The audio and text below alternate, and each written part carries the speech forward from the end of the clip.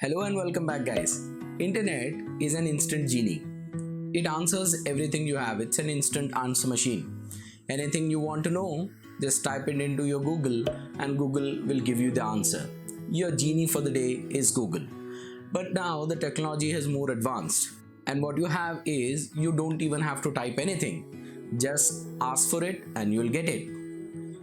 Hey Siri, who is the founder of Google? Google has two founders, Larry Page and Sergey Brin. That's how easy it has become. Just imagine that the internet is shut off or your mobile is shut off. Then you are only left with one thing that you have, that is the neurons in your brain. As we are using the technology more and more, we are losing them. Just take a simple example, guys.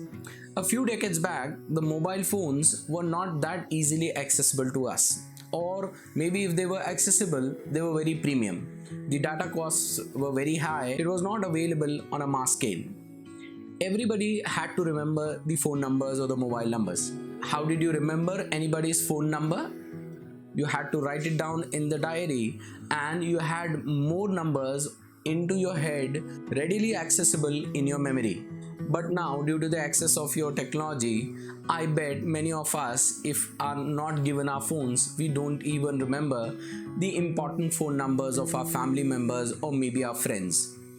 In case of emergency, we don't know how to contact anyone. In spite of the presence of technology, in spite of the presence of mobile phones and everything that we have, we may not be able to contact people.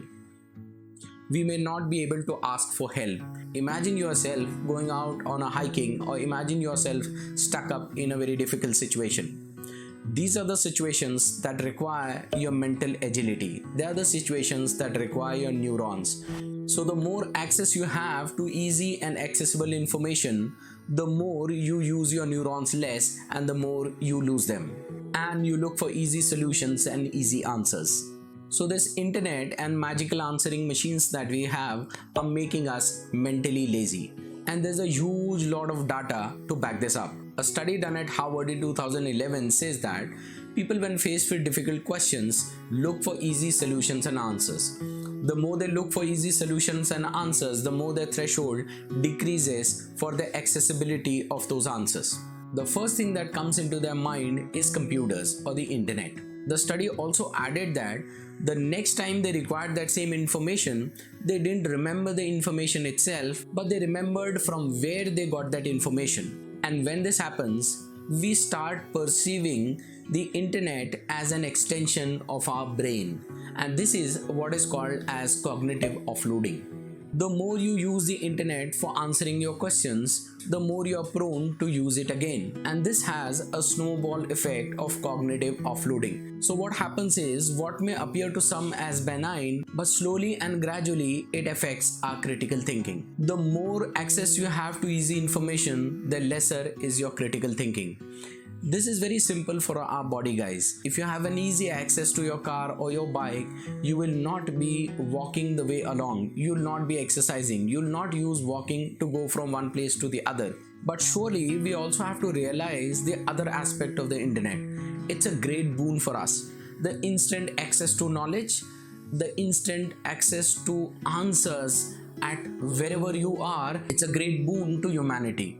But what we need to do is how to strike a balance between using it as a boon and not losing our cognitive abilities or the ability to critically think. So here is a very simple trick that youngsters, college goers, students, professionals, they can put to use in their day-to-day lives. So here is a simple solution and a trick that anyone can use to strike a balance.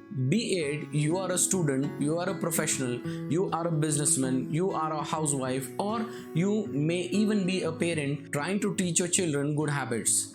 So the simple solution to this complex problem is that whenever you are faced with a difficult question, the first and foremost thing that you need to ask is, do I have the capability to get to the answer to this question? And if the answer is yes, then you need to spend some time trying to solve it on your own before you go on to your Google Genie. Follow this rule for at least 15 minutes. 15 minutes, be on your own and try to solve this problem.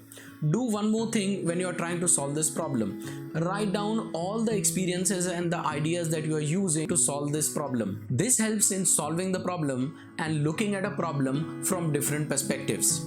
But once your 15 minutes are over, you must ask for help. So this simple method keeps your habit of critical thinking and cognition independent and healthy, and simultaneously not wasting too much time and using the great boom of internet and the knowledge that is easily accessible to us whenever we want to use it. And this strikes a balance in the way we use the internet and simultaneously preserving our critical abilities to solve your problems on your own, to use your brain, to use your neurons, to use your cognition, and to use your critical thinking. A small habit but incredibly powerful for using your brain and not losing your brain.